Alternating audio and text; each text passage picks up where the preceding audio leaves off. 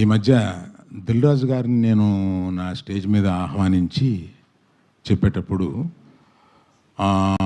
నేను రామ్ చరణ్ని తగ్గించాను అన్న ఒక అభియోగంతో నన్ను చాలా ట్రోల్ చేశారు. మీ అందరికీ తెలుసు. దాని మీద సీనియర్ విలేకరి గారు నన్ను ప్రశ్నిస్తే మిగతా అందరూ ఆ సందర్భం కరెక్ట్ కాదని నేను మళ్ళీ చెప్తానండి, ఇప్పుడు వద్దు, ఇప్పుడు నేను కామెంట్ చేయలేను అన్నాను. దాని మీద మీకు అంటే పబ్లిక్కి నేను చెప్పాలని అనుకున్నది ఏంటంటే, ఆ రోజు దిల్ రాజు గారిని ఆహ్వానిస్తూ ఆయన ఒక్క వారం రోజుల్లోనే కష్టాలు నష్టాలు ఇన్కమ్ ట్యాక్స్లు ఇవన్నీ అనుభవించారు అని పరిచయం చేయడానికి ఇన్అడ్వర్టెంట్లీ అంటే యాదాల ఉద్దేశపూర్వకం కాకుండా ఆ మాట అనాల్సి వచ్చింది.